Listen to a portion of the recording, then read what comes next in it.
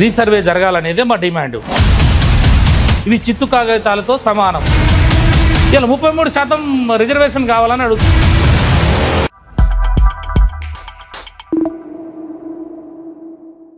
అయితే ఏంటంటే ఇప్పుడు ఈ కులగణన సర్వేని పిచ్చి లెక్కలని, పిచ్చి కాగితాలని తగలబెట్టండి అని విపరీతమైన విమర్శలు వచ్చేసాయి ఆల్రెడీ. అన్ని సంఘాల నుంచి కావచ్చు, లేకపోతే బీసీ నాయకుల నుంచి కావచ్చు, బీజేపీ అయినా సరే, బీఆర్ఎస్ అయినా సరే, అందరూ తీవ్ర విమర్శలు చేస్తున్నారు. దానికోసం రీసర్వే చేయాలంటున్నారు. ఇప్పుడు రేవంత్ రెడ్డి ఇప్పుడు ఏంటి, అందరి మాట విని రీసర్వే చేస్తాడా, లేకపోతే బీసీలను ఇదే విధంగా తొక్కే ప్రయత్నం ముందుకెళ్తాడా? మీరు ఏ విధంగా ప్రశ్నిస్తారు? ఇప్పుడు మేము అదే అంటున్నాం. ఇప్పుడు మేము అనేది కూడా నిన్న కూడా మా పార్టీ అధినాయకత్వం మేమంతా కూర్చొని కూడా మా పార్టీలో ఉన్న లెజిస్లేషన్ మెంబర్స్ కానీ, అంతకుముందు ఉన్న మంత్రులు కానీ, బీసీ సంఘ నాయకులు కానీ, ఈ రాష్ట్రంలో బీసీకి మేలు జరగాలని కోరుకునే వాళ్ళందరూ కూడా రీసర్వే జరగాలనేదే మా డిమాండ్. ఎందుకంటే ఇది తప్పుల తడకగా ఉన్నది. ఈ లెక్కలు ఎవరికి చూసినా అర్థమవుతున్నాయి. ఇవి దేనికి పనికిరానివి. ఇవి చిత్తు కాగితాలతో సమానం. అంటే నువ్వు అధికార పక్షంలో ఉన్నావు, ప్రతిపక్షంలో నేనున్నా కాబట్టి ప్రతిపక్ష నాయకుడు అన్నాడంటే మా మీద కూడా చూడండి మేము ముందుకు పోతుంటే కాళ్ళలో కట్టబెడుతున్నారని చెప్పొచ్చు. కాక బీజేపీ వాళ్ళు అంటున్నారు. అసలు దానికి వ్యతిరేకమైన బీజేపీ వాళ్ళు కులగణన సర్వే వీటికి ఈ కులాల పరంగా ఈ తెలంగాణలో ఏ కులం వాళ్ళు ఎంత ఉంది కూడా వచ్చింది. ఇంట్లో తక్కువ వచ్చి ఉండొచ్చు. అది కరెక్ట్ చేస్తే అంత వస్తుంది. దానికి వ్యతిరేకించే వాళ్ళు కూడా ఇది కరెక్ట్ జరగట్లేదు అని బీజేపీ వాళ్ళు చెప్తున్నారు. ఒక పక్కన ఒక ప్రధాన ప్రతిపక్ష పార్టీగా మేము మా లైన్ అంతా కూడా నువ్వు తప్పు చేసినామని మేము మొత్తం డాక్యుమెంట్తో సహా ముందు పెట్టినాం. నిన్న మొత్తం చూపిస్తున్నాం. మేమే కాదు, ఈ రాష్ట్రంలో 40 సంవత్సరాల నుంచి బీసీ ఉద్యమాలకి ప్రతిరూపమైనటువంటి ఆర్ కృష్ణయ్య గారు, అక్కడ ఉన్నటువంటి వకలవర్ణం కృష్ణమోహన్ రావు గారు, అక్కడ ఉన్నటువంటి జాజుల శ్రీనివాస్ గౌడ్ గారు, అక్కడ ఉన్నటువంటి రామ్కోటి గారు, అక్కడ ఉన్నటువంటి దుర్గయ్య గారు, అక్కడ ఉన్నటువంటి మల్లేష్ గారు, వీళ్ళందరూ కూడా సంగం సూర్యరావు గారు, వీళ్ళందరూ కొత్తగా ఈ బీసీ వాదం ఎత్తుకున్న వాళ్ళందరూ కూడా తప్పేనంటారు. ఇది ప్రజా సంఘాలకు సంబంధించింది, ఇది రాజకీయ పార్టీలకు సంబంధించింది.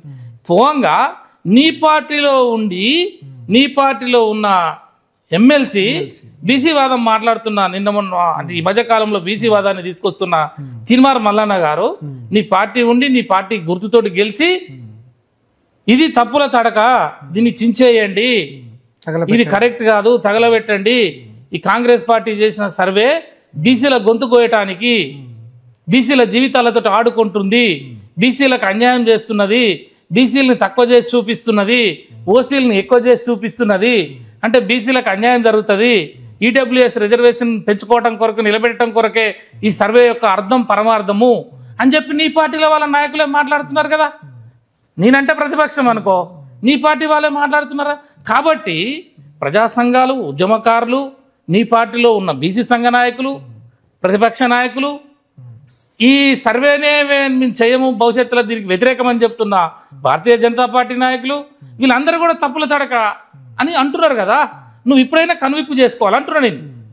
రాష్ట్ర ముఖ్యమంత్రి వారికి నిజంగా చిత్తశుద్ధి ఉంటే ఈ వర్గాల పట్ల, ఈ ప్రజల పట్ల, ఈ ప్రజల యొక్క జీవన ప్రమాణాలు మీరు మెరుగుపరచాలి అనుకుంటే, ఈ ప్రజలకు అవకాశాలు రావాలనుకుంటే, ఈ 60 సంవత్సరాల స్వతంత్ర భారతదేశంలో ఇప్పటి వరకు కులగణన అనేది జరగలేదు. ఈ రాష్ట్రంలో జరిగింది, కరెక్ట్ అక్యురేట్గా జరిగింది, వాళ్ళకి అవకాశాలు వస్తున్నాయి, నా నాయకత్వంలో ఈ ప్రజలకి న్యాయం జరుగుతున్నదనే అంశాన్ని నువ్వు ఈ భారతదేశంలో అనేక రాష్ట్రాలకి రోల్ మోడల్గా చూపిస్తా అని చెప్పి నువ్వు మాటలు చెప్పినావు. కాబట్టి నేనేమంటున్నా, నువ్వు ఈ రీసర్వే చేయి. ఈ ఎర్రర్ ఫ్రీ ఎట్లా ఉంటుంది, ఈ దోషం లేని సర్వే ఎట్లా వస్తుంది, మళ్ళీ నువ్వు ఎక్స్పర్ట్స్ని కూర్చోబెట్టుకో. బీహార్లో చేసిన ఐఏఎస్ ఆఫీసర్లు కానీ మిగతా వాళ్ళు కానీ వాళ్ళని పిలిపించుకో. ఆంధ్రప్రదేశ్లో కూడా జరిగింది, వాళ్ళని పిలిపించుకో. ఇప్పుడు జరిగిన బీసీ కమిషన్ డెడికేటెడ్ కమిషన్, గతంలో పనిచేసిన కమిషను, దీని మీద ఐడియా ఉన్న వాళ్ళు ఉన్నారు. చైర్మన్గా చేసిన 3 సార్లు మెంబర్గా చేసిన వకలవర్ణం గారు ఉన్నారు, మెంబర్లుగా మేమున్నాం. మేమంటే మేమే కాదు, ఇతర రాష్ట్రాలకు సంబంధించిన వాళ్ళు ఉన్నారు. వాళ్ళందరినీ కూర్చోబెట్టుకో. బీహార్లో ఎట్లా సక్సెస్ అయింది అవన్నీ చూడు. కాబట్టి చూసి నువ్వు ఇది పెంచి, ఇగో ఈ 60% ఉన్నారు బీసీలు, ఇగో 60%కి ఇవ్వమని చెప్పి రాహుల్ గాంధీ గారు తిరుగుతున్నారు, ఇగో నేను ఇక్కడ పార్లమెంట్లో చట్టం చేయమని పంపినా, దానికోసం ప్రధానమంత్రిని కలుస్తున్నా, రాహుల్ గాంధీ కూడా వచ్చినాడు, మా ప్రయత్నం జరుగుతున్నది, ఇగో మేము ఇంత పర్సంటేజ్ ఇగో ఇక్కడ తేలిరు ముందు, ఇగో ఇందులో యాదవులు ఇంతమంది, ఇగో ఇందులో ఇంత గౌడ్సు, ఇగో ఇందులో పద్మశాలీలు ఇంత, మరి వీళ్ళందరికీ రావాలి కదా. సరే ఇప్పుడు లోకల్ బాడీ రిజర్వేషన్లు ఏం జరుగుతుందో చూద్దాం కాసేపు. కానీ ఈ రాష్ట్ర బడ్జెట్ ఎంత, ఈ బడ్జెట్లో జనాభా తేలితే వీళ్ళ పర్సంటేజ్ ఎంత, ఆ పర్సంటేజ్లో బడ్జెట్ ఎలకేషన్ జరగాలి కదా, సంక్షేమం జరగాలి కదా, అభివృద్ధి జరగాలి కదా. ఈ వర్గాలు ఫెడరేషన్లు 27 ఫెడరేషన్లు ఉంటే 27 మొత్తం కూడా నువ్వు కార్పొరేషన్లు చేస్తాను కదా. కార్పొరేషన్లు చెయ్యి, నువ్వు ముందు కార్పొరేషన్లు ఏర్పాటు చేయి. కార్పొరేషన్లకు వాళ్ళ జనాభా తమాషా ప్రకారం ఫండ్ ఎలకేషన్ చేయి. ఇలా మేము బీసీ బంధు పథకాన్ని తీసుకొచ్చాం, దాన్ని కంటిన్యూ చేయి. మహాత్మా జ్యోతిరావు ఓవర్సీస్ స్కాలర్షిప్ ఉన్నది.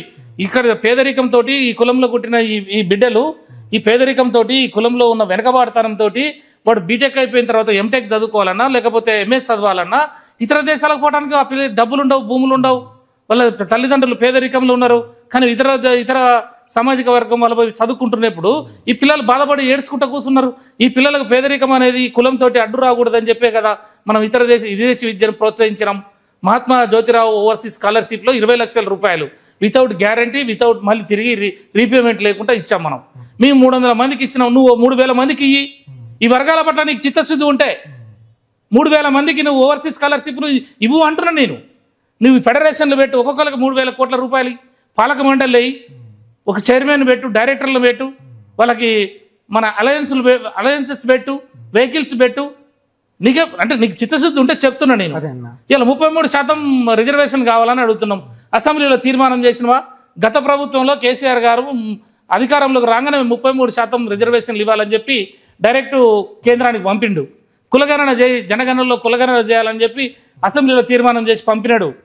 ఆ రోజు ప్రధానమంత్రి మన్మోహన్ సింగ్ గారు ఉన్నప్పుడు 2004లో తెలంగాణ రాకముందే కేసీఆర్ గారు ఈ దేశంలో ఒక మంత్రిగా ఉంటే ఇక్కడ ఆర్ కృష్ణయ్య గారిని, డాక్టర్ వకలాభరణం కృష్ణమోహన్ రావు గారిని, అక్కడ ఉన్నటువంటి జాజుల శ్రీనివాస్ గౌడ్ గారిని, అనేక మంది ఉద్యమకారులని వాళ్ళని పిలుచుకొని టైం ఇచ్చి వీళ్ళందరినీ తీసుకొని ఢిల్లీలో గంట సేపు టైం ఇప్పించి అయ్యా ప్రత్యేక మంత్రిత్వ శాఖ కావాలి ఓబీసీలకి ఈ దేశంలో.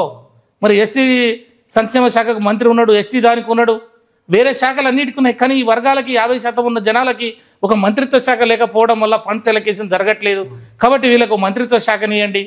33% రిజర్వేషన్ కావాలంటున్నారు. కాబట్టి జనాభా తామసభగా డబ్బులు ఇవ్వండి. మహిళా కోటలో కూడా వీళ్ళకి మరి బీసీ మహిళలకు తేల్చండి అని చెప్పి ఆ రోజు నుంచి కేసీఆర్ గారు చేస్తున్నాడు.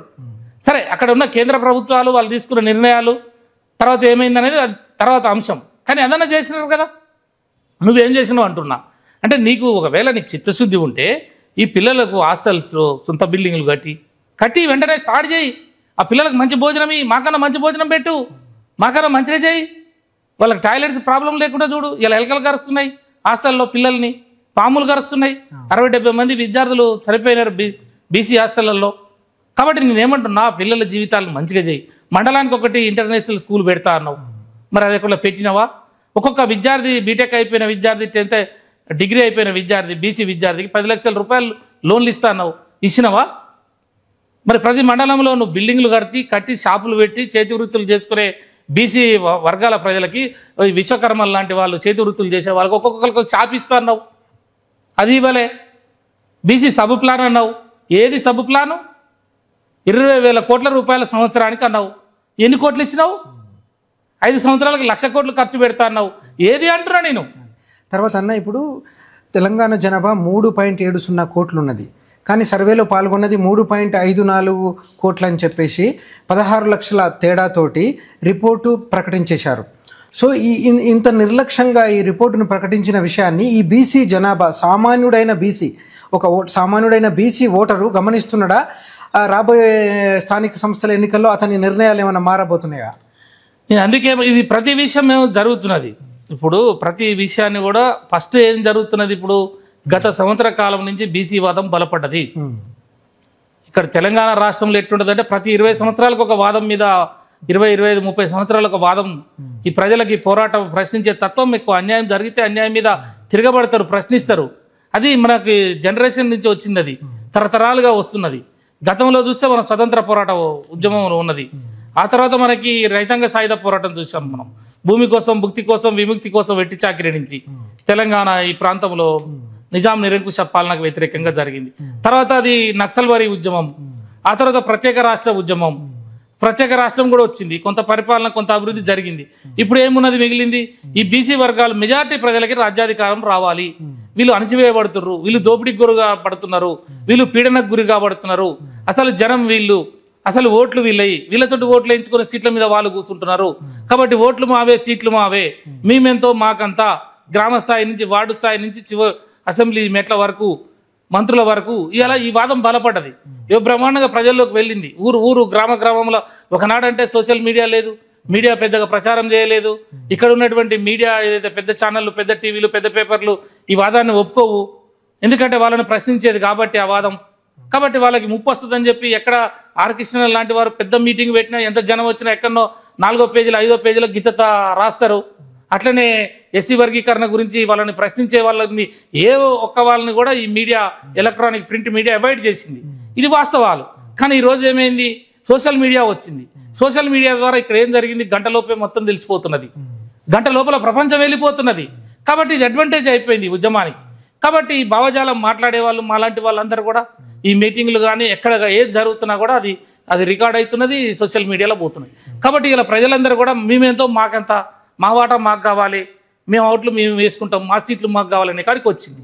కాబట్టి దీన్ని ఎట్లా తప్పుదారి పట్టించాలంటే ఈ కార్యక్రమాలన్నీ చేస్తున్నారు. కాబట్టి రాబోయే కాలంలో ఏమవుతుందంటే, ఇప్పుడు రేపు గ్రామ పంచాయతీ ఎలక్షన్స్లో కూడా వీళ్ళందరూ చైతన్యమయ్యారు. ఇదంతా కూడా తప్పుల తడకని అర్థమైపోయింది.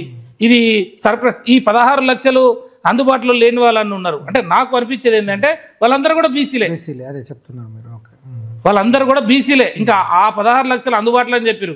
యాక్చువల్గా 21 లక్షలు రాయాలి వాళ్ళు, ఇంకెక్కువనే రాయాలి. ఎందుకంటే పెరగాలి కదా, నువ్వు పెరగాలి కదా. జనం పెరగట్లే, ఆ ఉన్న దాంట్లోనే తక్కువ చేస్తున్నాడు. వీళ్ళనేమో చంపేసిండు, బీసీలను చంపేసిండు, ఓసీలను పెంచేసిండు. ఇది ఒక ముఖ్యమంత్రి గారా లేకపోతే అక్కడ ఉన్నటువంటి వారి దగ్గర అగ్రవర్ణాల తొక్కడం అన్నట్టే కదా. ఎప్పుడు కూడా ఎట్లుంటదంటే ఈ సెంట్రలైజ్ ఉంటుంది. ఈ సెంట్రలైజ్డ్ పవర్ చుట్టూ ఏమైతుందంటే శ్రేష్ఠ వర్గం అనేది ఉంటుంది. శ్రేష్ఠ వర్గం అంటే చదువుకున్న వాళ్ళు, పరిపాలనలో ముందున్న వాళ్ళు, ఎగ్జిక్యూషన్ పార్ట్ అంటే రాజకీయంగా ఉంటారు వాళ్ళు, తర్వాత ఐఏఎస్లు ఉంటారు, తర్వాత ఈ ఇండస్ట్రియలిస్టులు ఉంటారు, తర్వాత కాంట్రాక్టర్స్ ఉంటారు. ఇదంతా ఒక టీము. ఈ టీం వర్క్ పనిచేస్తుంటుంది. ముఖ్యమంత్రి సెంట్రలైజ్డ్ ఉంటాడు, ఆయన చుట్టూ ఉండి సలహాలు ఇచ్చేవాళ్ళు, ఏం చేస్తే బాగుంటుంది, ఏం చేస్తే ఈ వాళ్ళ యొక్క మనుగడ ఎట్లా మనం ఇది కంటిన్యూ కావాలనే ఒక శ్రేష్ఠ వర్గం, ఒక గ్రూప్ ఆఫ్ పీపుల్ ఉంటారు. ఈ గ్రూప్ ఆఫ్ పీపుల్ అంతా కూర్చొని ఈ మెజారిటీ ప్రజలకు అన్యాయం చేసే కార్యక్రమంలో భాగంగానే ఇది చేసిర్రు. వాస్తవానికి వాళ్ళు 21 లక్షలు అందుబాటులో ఉన్నదని రాయాలి, ఇంకెక్కువనే రాయాలి. కానీ దొరికిరు వాళ్ళు. ఆ 16 లక్షలు అందుబాటులో లేరు అనే జనం ఏదైతుందో ఆ జనం కూడా చక్కగా వాళ్ళు బీసీ జనమే.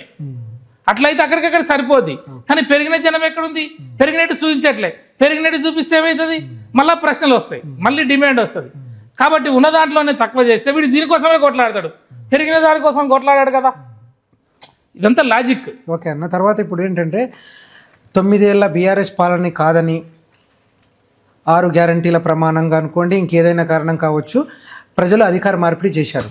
కాంగ్రెస్ రీసెంట్గానే ఒక ఏడాది పాలన యొక్క సెలబ్రేషన్ కూడా చేసింది. ఇప్పుడు ఈ ఏడాది పాలనని మీరు ఏ విధంగా చూస్తున్నారు? సామాన్యుని కోణంలో మీరు విశ్లేషించండి. ఇప్పుడు వాళ్ళు చెప్పింది ఏంటి?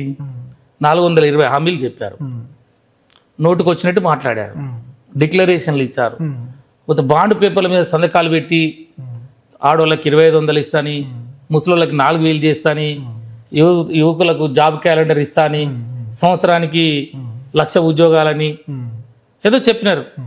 ఏదొస్తే అది చెప్పినారు. వచ్చేదా పోయేదా? మాటలు అయితే చెప్పుదాం. ఆయన 10,000 ఇస్తా అన్నాడు కేసీఆర్ గారు, నేను 15,000 అంట. మాటనే కదా. దళిత బంధు 10 లక్షలు ఇచ్చినాడు, పాపం ఎక్కడ తెచ్చి ఇచ్చిండో ఏమో, టైంకి ఇచ్చినాడు. రైతులకు ఆపలేదు. కరెంటు నిరంతరం కొనసాగింది, ఒక్క నిమిషం కూడా పోలే. హైదరాబాద్ నగరంలో లాంటి పెద్ద నగరాలలో కూడా ఇవన్నీ చేసినాం మనం. రైతు బంధుకు, రైతు బీమాకు, 24 గంటల కరెంటుకు, ప్రాజెక్టులకు 4 లక్షల చిల్లర కోట్లు మనం ఖర్చు పెట్టాం. అది అఫీషియల్. దాని ద్వారానే తెలంగాణ అభివృద్ధిలోకి వచ్చింది. తెలంగాణ నెంబర్ 1 అయింది, పంటలు పండించింది. ప్రజలందరూ కూడా భూముల రేట్లు పెరిగిపోయినాయి, 10 రేట్లు. మంచిగా ఉన్నారు. బ్యాంకులలో 4-5 లక్షలు జమ అయినాయి, ఇంటికి 2 బండ్లు అయినాయి, ఇంట్లో టాయిలెట్ అయింది, అందరికి ఇంటర్నెట్ కనెక్షన్ ఉంది. హైదరాబాద్ గంటన్నరలో వస్తురు పోతురు. హైదరాబాద్లో ఎలాంటి కొంచెం డెవలప్ అయిన వాళ్ళు ఏ బ్రాండ్ తాగుతున్నారో, మన తెలంగాణలో ఇది సహజం కదా, అలాంటి బ్రాండ్లు ఊర్లలో తాగుతున్నారు. అలాంటి ఇక్కడ వాళ్ళన్నా ఇంకొక కేజీ 2 కేజీలు మటన్ కొని 800 రూపాయలు కేజీ అయినా కొనుక్కుంటారు. హైదరాబాద్లో ఉన్నట్టు ఆలోచిస్తున్నాడు ఒక కేజీ కొనాలంటే. ఆ స్థితికి వచ్చేసేసింది, ఆర్థిక పరంగా వెల్ డెవలప్. కానీ ఇప్పుడు ఏమైంది, మంచిగా కూర్చురు వాడు గతంలో ఉన్న కష్టాలు మర్చిపోయిండు. 10 సంవత్సరాల నుంచి డైరెక్ట్ వస్తున్నాయి కదా, అకౌంట్లోకి వస్తున్నాయి, తింటుర్రు, అయిపోయింది, మంచిగా ఉన్నారు. ఇప్పుడు ఏమైంది, నేను 15,000 ఇస్తా, అరే 10కి ఇంకో 5 పెరుగుతుంది కదా, దళిత బంధు 10 లక్షలు, ఇంకో 2 లక్షలు పెరుగుతా అంటాడు, ఇంకో 2 లక్షలు పెరుగుతాయి కదా. బీసీ బంధు పెరుగుతుంది, కళ్యాణ లక్ష్మి లక్షకి ఇంకా తులం బంగారం పెరుగుతుంది కదా. ఇట్లా ప్రతి దాంట్లో పిల్లలకు ఉద్యోగాలు ఇస్తా అని చెప్పి మెయిన్గా అది బాగా దెబ్బతీసింది. మాకు ఉద్యోగాలు రావాలంటే వాళ్ళ ఉద్యోగాలు పోవాలి అని చెప్పేసి ఇది వాళ్ళకి ఇష్టం వచ్చినట్టు చెప్పారు. సరే అదేమైంది, అధికార బదలాయింపు జరిగింది. సరే వచ్చిర్రు, మరి వచ్చినాక ఏం చేస్తున్నావు, నువ్వు ఇచ్చిన 6 గ్యారంటీల సంగతి ఏంది, ఆ ఉచిత బస్సు అని పెట్టిండు. ఆ ఉచిత బస్సులో పాపం వాళ్ళ ఆడోళ్ళు వాళ్ళే కొట్టుకుంటారు. 25 బస్సులు ఉన్న కాడ 5 బస్సులు చేసిండు. ఇప్పుడు ఏమైంది, అందులో ఎక్కువ జనం ఎక్కుతారు. జనం ఎక్కడం వల్ల ఏమైంది, బస్ కంట్రోల్ కావట్లేదు, డ్రైవర్ తోలలేకపోతుండు, బ్రేక్ వేస్తే ఇక్కడ పడుతుందా అక్కడ పడుతుందా తెలియదు. నిండా ఎక్కిన జనం సీట్ల కోసం కొట్టుకుంటారు. వాళ్ళు ఎక్కిన బస్సు ఇక్కడ బ్రేక్ వేస్తే ఆడ పడుతుందా తెలియదు, ఈడ పడుతుందా తెలియదు. ఇంకోటి ఏంది, వాడు ఎక్కిన లేడీస్ ఏం చేస్తున్నారు, ఒక 1/2 కిలోమీటర్ పోగా నేను దిగాలి ఆపు అంటుండు, ఆపకపోతే వాళ్ళని బూతులు తిడుతారు. అది మొత్తము ఉచిత బస్సు అనేది ఒకటి. ఇక మిగతాది ఆ సిలిండర్ సంగతి ఏందో, పబ్లిక్కి ఇచ్చిన ఎంఎస్పీ ఏదైతే ఉందో అది చేయలేదు. రైతు బంధు ఇంకా పంచాయతీ జరుగుతుంది. రైతు భరోసా నిన్న 1 ఎకరానికి వేసినట్టుంది. అయితే రైతు బీమా చచ్చిపోయిన రైతుల పరిస్థితి అంతా ఆగమైపోయింది. ఆస్తుల పోరగాళ్ళంతా అట్లా చచ్చిపోతున్నారు. తర్వాత పోలీసులు కొట్టుకునే పరిస్థితి వచ్చింది. ఈ రాష్ట్రంలో ఏ వర్గం ప్రజలు ఇదే ఉన్నారండి. ఇవాళ చూస్తే వాళ్ళు కూడా, మన ఉద్యోగస్తులు కూడా పొరపాటు అయిందని చెప్పి బాధపడుతున్నారు. వాళ్ళకి ఏదో 4 అవి ఇవ్వాలట, 4 అంటే వాళ్ళకి ఉంటాయి కదా డిఏలా, లేకపోతే వాళ్ళకి సంబంధించినవి అవి ఇస్తా అని చెప్పేసి అవి ఇవ్వలేదు. వాళ్ళు మొత్తుకుంటారు. ఆర్టీసీ ఇప్పుడు సమ్మెకు పోతా అని చెప్పి వాళ్ళు నోటీసులు ఇచ్చిర్రు, సమ్మెకు డేట్లు ప్రకటించారు. నేనేమంటున్నా, బీసీలకు వచ్చేసరికి ఈ పరిస్థితి ఉన్నది. తర్వాత అన్న ఇప్పుడు బీసీల వివక్షకు వ్యతిరేకంగా బీసీలు తెలంగాణ రాష్ట్రంలో బీసీ ముఖ్యమంత్రి అనేది ఏమైనా సాధ్యం చేసుకునే అవకాశం ఉందా? బీసీల ముఖ్యమంత్రి అంటే ఇది రాజ్యాధికారం అనేది కష్టపడితే వస్తుంది, రాదని కాదు. ఇప్పుడు ఏమైందంటే, అందుకే నేను ఇంతకుముందు సోషల్ మీడియా గురించి మాట్లాడాల్సి వచ్చింది. సోషల్ మీడియాలో ఈ భావజాల వ్యాప్తి బాగా జరుగుతున్నది. ప్రతి ఒక్క అంటే పిల్లలు బాగా చదువుకొని ఉన్నారు. గ్రామాలలో సోషల్ మీడియా యొక్క ప్రభావం చాలా వెళ్ళిపోయింది. ఊర్లలో పంట పొలాల్లో ఉండి నాటేసేటువంటి తల్లులు కూడా ఇవాళ వాళ్ళు చక్కగా వాళ్ళు పాటలు పాడి అది రికార్డు చేసి యూట్యూబ్లో వాళ్ళు అప్లోడ్ చేసే పరిస్థితికి వచ్చింది. అంటే ప్రతి ఒక్కరు కూడా సోషల్ మీడియాలో టచ్లో ఉన్నారు. కాబట్టి ఈ వాదం అంతా బీసీలకు న్యాయం జరగాలనే వాదం పోయింది. మెజార్టీ ప్రజలకు రాజ్యాధికారం రావాలని పోయింది. మా ఓట్లు మా సీట్లు మాకు కావాలి, మేము పవర్లో ఉండాలి, ఇక చాలు 60 సంవత్సరాలు 70 సంవత్సరాలు మీరు పాలన చేసిర్రు, అయినా బీసీల మతుకులు మారలే, ఇంకా బీసీలు స్టైఫండ్ కొరకు ఉద్యమాలు చేసే పరిస్థితి, ఇంకా ఫీజు రియంబర్స్మెంట్ గురించి మాట్లాడే పరిస్థితులు ఉన్నాయి, ఇంకా మా కార్పొరేషన్ ఇవ్వయా, కార్పొరేషన్కి 1000 కోట్లు ఇవ్వయా మహానుభావ, ఇంకా మాకు లోకల్ బాడీలో మాకు రిజర్వేషన్ పెట్టవా మహానుభావ, ఇంకా మాకు మీరు 17 మంత్రులలో మేము 8 మంత్రులు ఉండాలి, 2 ఇచ్చినావు అని చెప్పేసి అడుగుడు. ముఖ్యమంత్రి కావాలని అడుగుతున్నాం. కాబట్టి ఆ రోజులు వస్తాయి. అది ఏ రూపంలో ఎట్లా వస్తాయి అనేది తెలియదు, కానీ అది రావడానికి ఇది మాత్రం ఇది ఇప్పుడున్న వాతావరణం చాలా ఇదిగా ఉన్నది. పబ్లిక్ కూడా చాలా అవేర్నెస్ వచ్చి ఉన్నారు. కాబట్టి అలాంటి, ఎందుకంటే మేము తెలంగాణ ఉద్యమం నుంచి వచ్చిన వాళ్ళం కాబట్టి వాళ్ళు ఎంత బలంగా తెలంగాణ రాష్ట్రానికి రాకుండా ఆనాటి పాలకులు చేసినారు అంటే, అసెంబ్లీలో తెలంగాణ అనే పదమే ఉచ్చరించవద్దని చెప్పి చంద్రబాబు నాయుడు గారు హుకుం జారీ చేశారు. ఇక్కడ ఉన్న 120 మంది ఎమ్మెల్యేలు ఉంటే మంత్రులు ఉంటారు. ఇక్కడ మన ప్రాంతంలో ఆయన తెలంగాణలో ముఖ్యమంత్రి ఉంటాడు. ఇక్కడి నుంచే పరిపాలన జరుగుతుంది. హైదరాబాద్ తెలంగాణ రాజధాని గడ్డ. ఈ గడ్డ మీద ఉండి ఇక్కడున్న అసెంబ్లీలో తెలంగాణ అనే మాట మాట్లాడటానికి వీల్లేదు అని చెప్పి అక్కడక్కడ ప్రాంతీయవాదం బలపడుతుంది. ప్రాంతీయవాదం ఎవరన్నా మాట్లాడితే వాళ్ళ మీద నేను ఉక్కుపాదం మోపుతా అని చంద్రబాబు నాయుడు హుకుం జారీ చేశాడు. అంటే జయశంకర్ సార్ లాంటి వాళ్ళు ఆనాటి కాలంలో మరి వాళ్ళందరూ కూడా మారోజు వీరన్న లాంటి గద్దర్ లాంటి వాళ్ళు ఈ తెలంగాణ కోసం పాటలు పాడినా మాట్లాడినా వాళ్ళందరినీ కూడా ఫిజికల్గా లేకుండా చేశారు. అది ఇప్పుడు అదే విధంగా అసంటి పరిస్థితి నుంచి తెలంగాణ రాష్ట్రం వచ్చింది. తెలంగాణ రాష్ట్ర ముఖ్యమంత్రి అయినాము. తెలంగాణ రాష్ట్రంలోనే ఆంధ్ర కన్నా ఎక్కువ పంటలు పండించే స్థాయి తెచ్చినాము.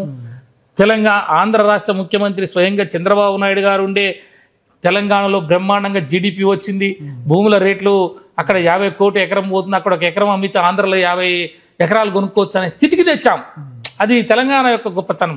ఆ ఉద్యమం, ఆ నాయకత్వం యొక్క కమిట్మెంట్, ఆ రోజు పోరాట పటిమ, ప్రజలందరూ కూడా రోడ్ల మీదకి రావడం, అలాంటి పోరాటాల గడ్డ ఇవాళ కూడా మళ్ళీ అదే నా బీసీల బహుజన రాజ్యాధికారం అనే వాయిస్ తోటి లేచింది.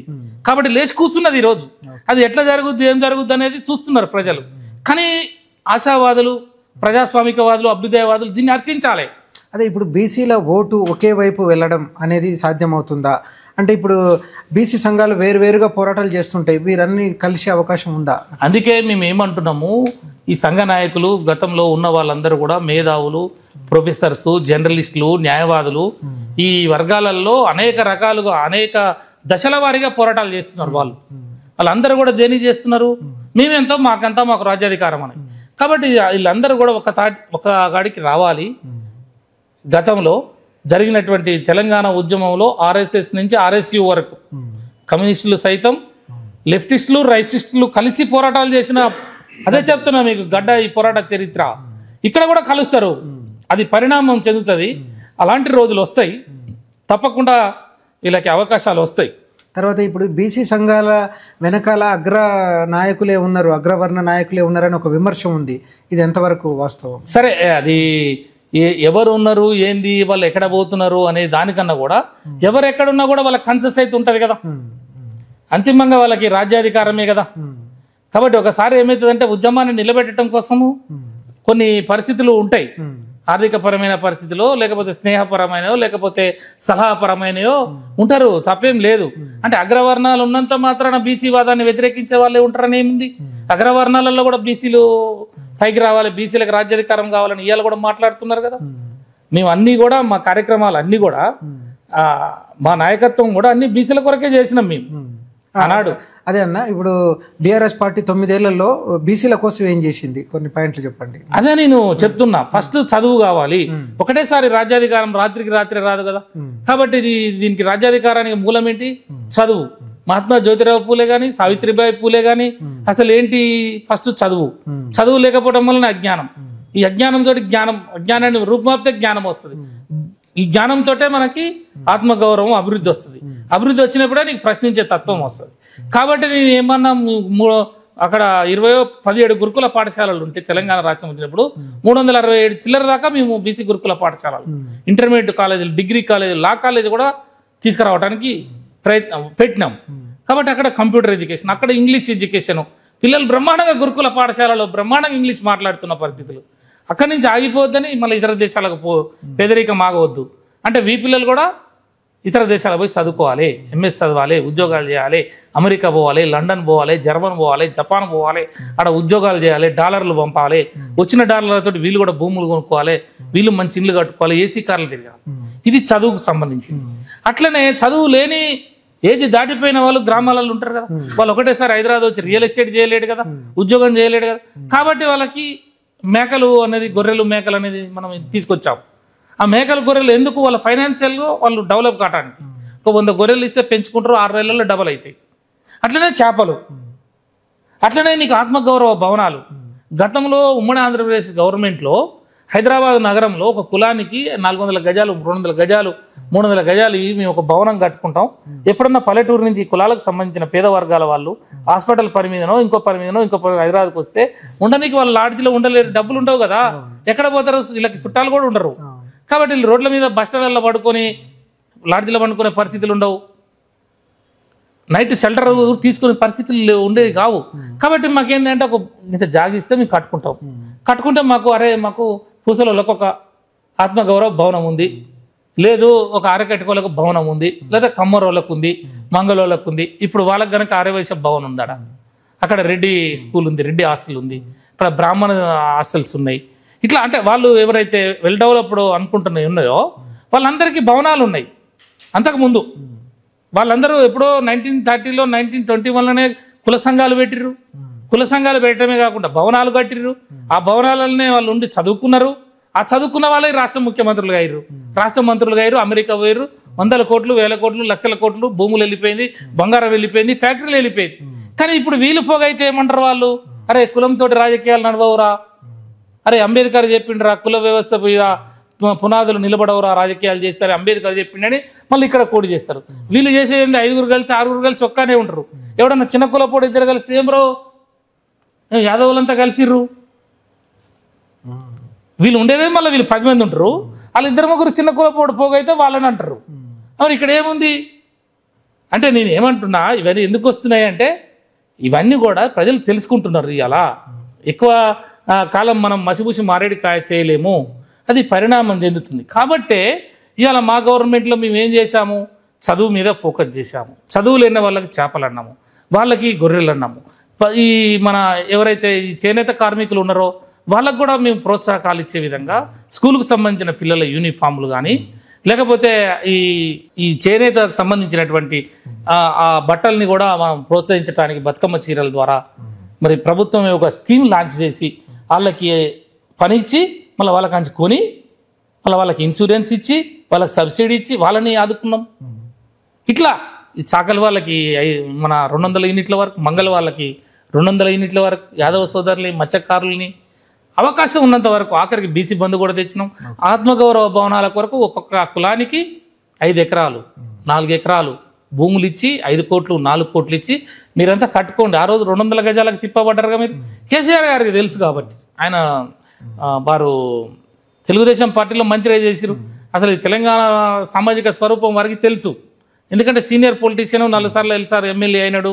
తెలంగాణ ఉద్యమం తెచ్చినప్పుడు వీళ్ళంతా మేధావులు, జర్నలిస్టులు, న్యాయవాదులు, ఈ అభ్యుదయవాదులు, తెలంగాణవాదులు వీళ్ళు వాళ్ళని ఏం లేదు. అందరితోటి గంటలు 100,000 గంటలు చర్చలు పెట్టి రాత్రి పగులు లేకుండా ఆయన దగ్గర ఉన్నది ఒక డాక్యుమెంట్ ఉంది. కాబట్టి దాని ప్రకారమే ఆయన ఒక రూట్ మ్యాప్ వేసుకున్నాడు.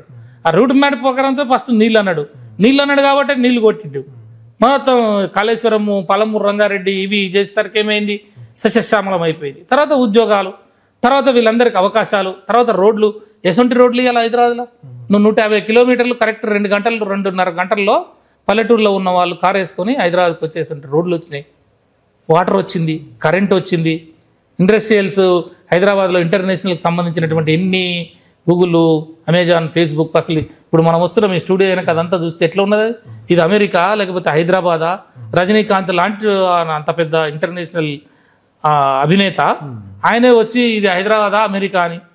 మా ఫ్రెండ్స్, మా చుట్టాలు, మా బంధువులు ఎంతోమంది అమెరికాలో ఉన్నోళ్ళు ఈ మధ్యకాలంలో వచ్చి ఇదంతా తిరిగి చూసిన తర్వాత, ఈ ఏరియాని చూసిన తర్వాత ఇంకా అమెరికా ఎందుకు అనవసరంగా ఈయనే ఉంటే బాగుంటుంది అనే స్థితికి వచ్చింది. ఓకే అన్న. తర్వాత అదేవిధంగా ఇప్పుడు బీసీలు తెలంగాణలో రాజ్యాధికారం సాధించాలంటే ఒక ప్రత్యేక పార్టీ పెట్టడం అవసరం ఉందా, లేదంటే ఇప్పుడు ప్రస్తుతం ఉన్న పార్టీలో ఎవరైనా సరే ఏ పార్టీ అయినా బీసీ నాయకుడిని ముఖ్యమంత్రిగా ప్రకటించి ముందు నుంచి పార్టీ రాబోయే ఎలక్షన్లో ముందుకెళ్లే అవకాశం ఉందా?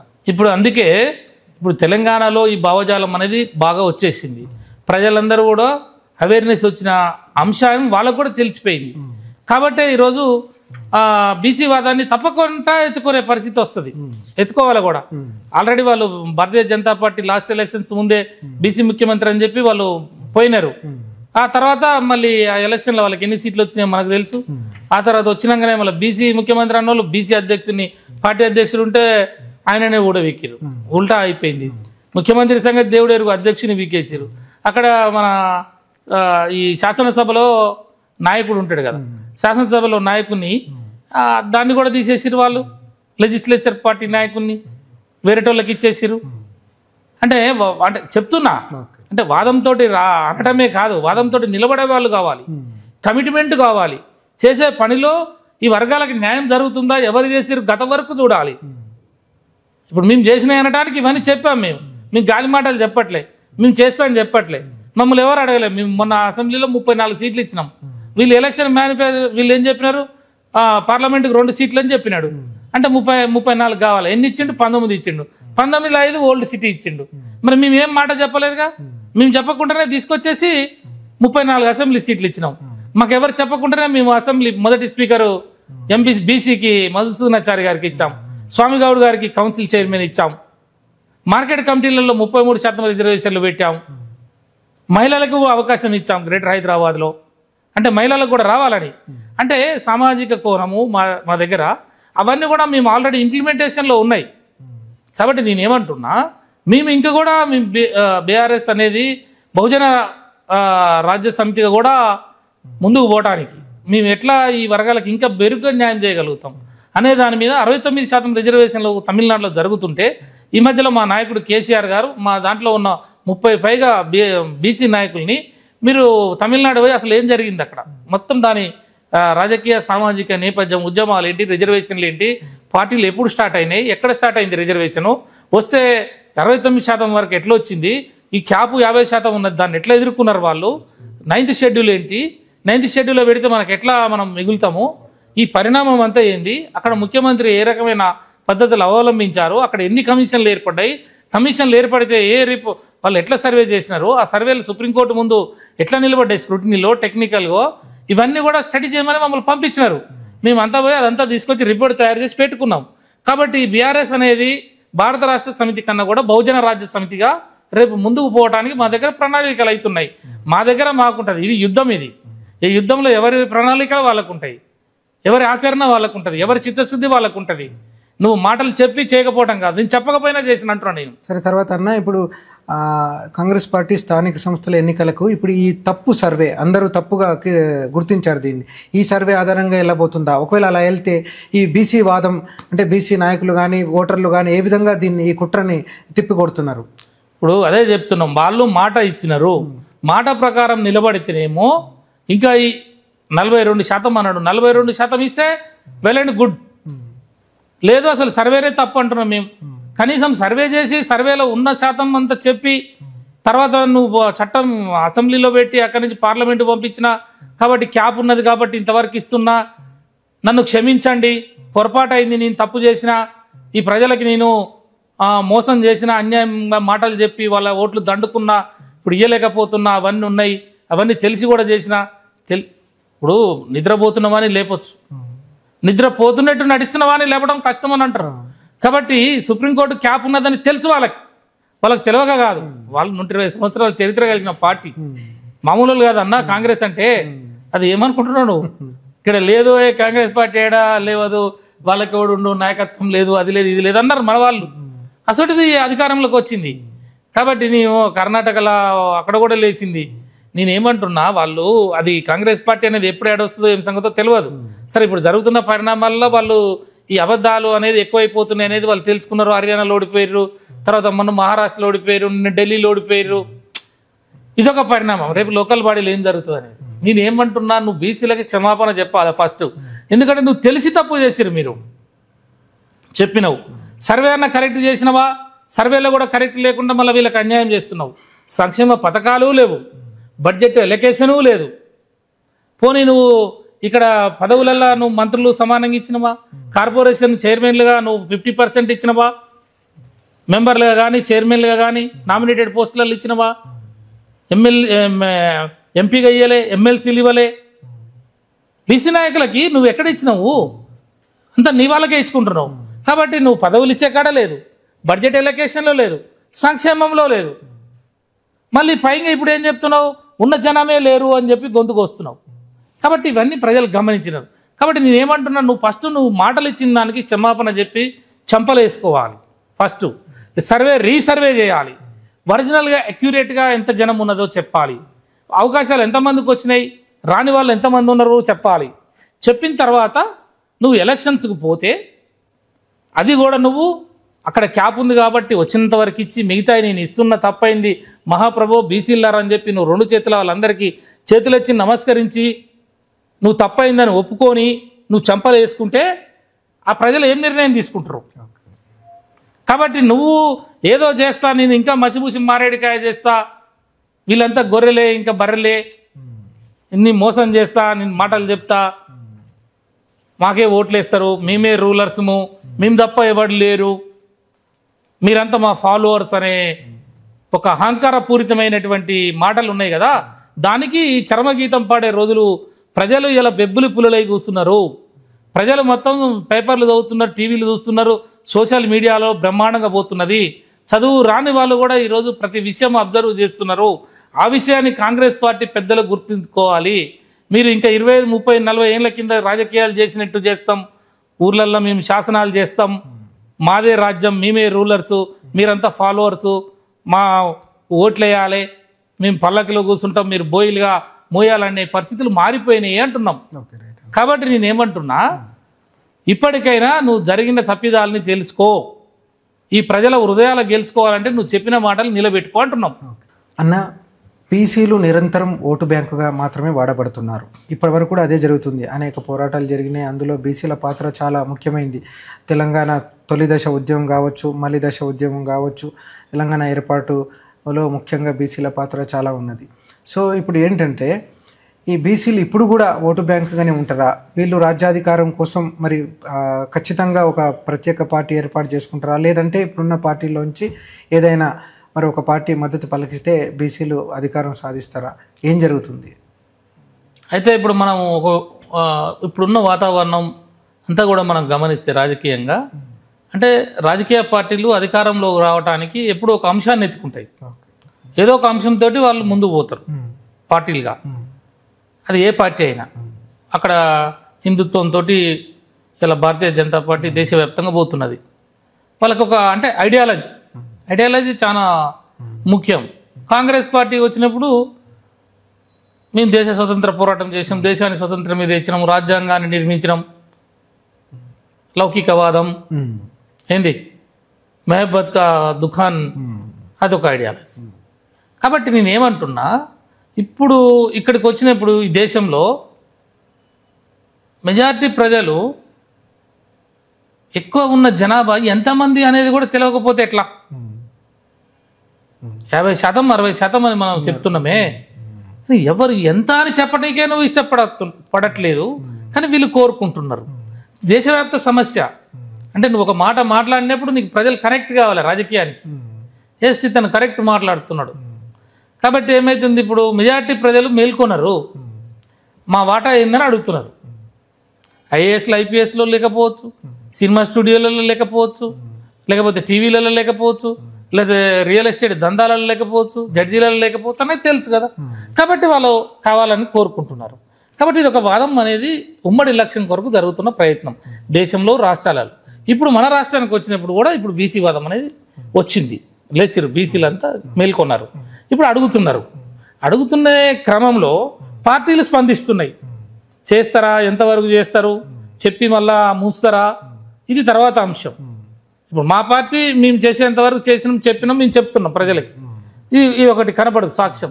వాళ్ళేమో అక్కడ బీజేపీ వాళ్ళు అది చెప్పినారు, ఏమైందో తెలుసు. ఇప్పుడు వీళ్ళేమో కులగణన మేమే చేస్తాం, మేమే ఇస్తామని ఇప్పుడు వీళ్ళు చెప్తున్నారు. ఇప్పుడు ఏమైంది, అసలు సర్వేనే తప్పడని మేము అంటున్నాం. కాబట్టి ఇవన్నీ జరుగుతున్న క్రమంలో ప్రజలు మేల్కొంటారు, ప్రజలకు వెళ్తుంది. ఇప్పుడు ఎప్పుడు కూడా నాయకుడు అనేవాడు ప్రజల నుంచే వస్తాడు. ఆ సమయం సందర్భం వచ్చినప్పుడు నాయకుడు తయారవుతాడు, ప్రజలు కూడా అతని వెనుక నడుస్తారు. అది ఈ పార్టీల నుంచి వస్తారా, ఆ పార్టీల నుంచి వస్తారా, ఉద్యమాల నుంచి వచ్చిన వాళ్ళు వస్తారా, బీసీ ఉద్యమాల నుంచి నడిచిన వాళ్ళే వస్తారా, లేదా కొత్తగా ఏఎస్ ఐపీఎస్ అది రిజైన్ చేసి వచ్చి పార్టీలు పెడతారా, లేదా ఎవరైనా డబ్బులు ఉన్నోళ్ళు ఈ సామాజిక స్పృహ ఉన్న వాళ్ళు వస్తారా, వీళ్ళందరూ కలిసి ఒక వేదిక అవుతుందా? గతంలో 30 సంవత్సరాల నుంచి ఉద్యమాలు చేసిన వాళ్ళు అందరు అన్ని వదిలిపెట్టేసి ఒక వేదిక కావాలని చెప్పి ఒక బీసీ పార్టీ వస్తుందా? లేదా ఉన్న పార్టీ బీసీ పార్టీగా మారుతుందా? ఏదన్నా కేసీఆర్ చిన్న రాష్ట్రాలు చేర్చారు కాబట్టి నేను చిన్న కులాలకే న్యాయం అని వారే మొత్తం బీసీ పార్టీగా మారుతారా? ఇవన్నీ మనము ఒక ఆశతో ఎదురు చూస్తున్న పరిస్థితులు. కాబట్టి నేనేమంటున్నా, ప్రజల డిమాండ్ ఉన్నప్పుడు, ప్రజల ఆకాంక్షలు బలంగా ఉన్నప్పుడు, మెజార్టీ ప్రజలు కోరుకున్నప్పుడు, ఆ ప్రజలకు అన్యాయం జరుగుతున్నప్పుడు, ఆ ప్రజలు అడుగుతున్నప్పుడు న్యాయం కోసం ఎవడు నిలబడతాడు? న్యాయం కోసం ఎవడు మాట్లాడితే వానికి జనం వస్తారు, వాడే నాయకుడు అవుతాడు, వాడే పార్టీ అవుతాడు, వాడే పవర్లోకి వస్తాడు. ఇది చరిత్ర ఇది. చరిత్రలో మనం చూసిన అనేక సంఘటనలు మనం చూసాం. అనేక రాజకీయ పార్టీలు వచ్చినాయి, అవి అధికారంలోకి వచ్చిర్రు.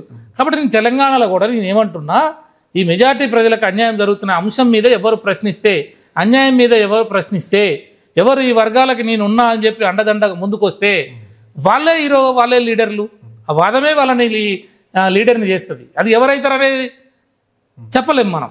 అది సమయం సందర్భానుసారంగా బొంతు పురుగు సీతాకు ఒక చిలుకలాగా ఎట్లా పరిణామం చెందిందో, అసెంబ్లీలో తెలంగాణ వాదమే మాట్లాడని అన్నటువంటి పరిస్థితి నుంచి తెలంగాణ అసెంబ్లీ ఏర్పడి తెలంగాణ ముఖ్యమంత్రి, తెలంగాణ పరిపాలన దేశం మెచ్చే విధంగా ఎట్లా జరిగిందో, బీసీలకు అన్యాయం జరుగుతుంటే ఆ బీసీల నుంచే వచ్చిన వాడు బీసీ నాయకుడు అవుతారా? ఆ బీసీ వాదం కోసం నిలబడ్డ వాళ్ళు బీసీ నాయకులు అవుతారా? అదే పార్టీగా పరిణమించి ఈ ప్రజలకి అన్ని రకాలుగా ఆర్థిక, రాజకీయ, సామాజిక, విద్య, ఉద్యోగ, ఉపాధి, ఆత్మ గౌరవ రంగాలలో అందరికీ షేర్ ఇచ్చే వాళ్ళే ముందుకొచ్చి వాళ్ళే రేపు నాయకత్వంగా ఈ తెలంగాణ సబ్బండ వర్గాలకి మేలు చేసి, సబ్బండ వర్గాలకి న్యాయం జరిగి, సబ్బండ వర్గాలకి అవకాశాలు పొంది, అందరూ కూడా వివక్షకు, పీడనకు, దోపిడీకి గురి అయినటువంటి జాతులు, రాజకీయ అంటరానితనంలో మగ్గిపోయిన మైనార్టీ బీసీ కులాలు కూడా ఈ దేశంలో నేను రాజునైనా, ఈ దేశంలో నేను కూడా ఎమ్మెల్యేనైనా అనే రోజులు దగ్గరలో ఉన్నాయని చెప్పి మనందరం కూడా ఆశగా ఉందాం. అలాంటి పరిస్థితులు రావాలని కోరుకుందాం. ఓకే అన్న, దూసరి మీడియాకు విచ్చేసి మీ విలువైన అభిప్రాయాలు తెలియజేసినందుకు ధన్యవాదాలు అన్న. నమస్తే.